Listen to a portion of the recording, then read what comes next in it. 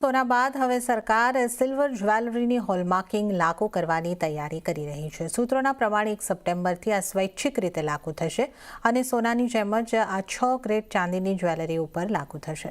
વધુ વિગતો લઈએ પ્રીતિ દલાલ પાસેથી। પ્રીતિ, ક્યારથી લાગુ થશે સિલ્વર જ્વેલરી પર હોલમાર્કિંગ?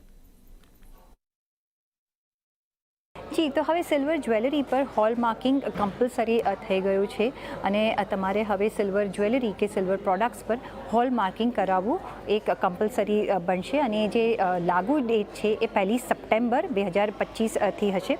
હવે BIS એટલે કે બ્યુરો ઓફ ઇન્ડિયન સ્ટેન્ડર્ડે સ્વૈચ્છિક રીતે જે હોલમાર્કિંગ લાગુ કરવાના નિર્દેશ આપ્યા છે અને જે જૂની પ્રક્રિયા છે એ બંધ થશે, એટલે કે જો હોલમાર્કિંગ નહીં હોય તો તમે સિલ્વરની લે વેચ નહીં કરી શકો।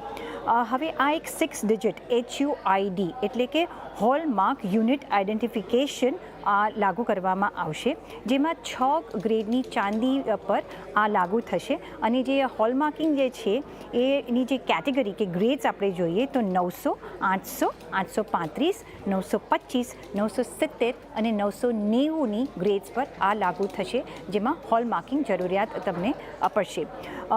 આપણે જાણીએ છીએ કે જે ગોલ્ડનું હોલમાર્કિંગ હતું એ 2021માં કમ્પલસરી કરાયું હતું, ફરજિયાત કરાયું હતું અને હવે 1 સપ્ટેમ્બર 2025થી ચાંદી પર પણ હોલમાર્કિંગ હવે તમને ફરજિયાત કરાવવાનું રહેશે।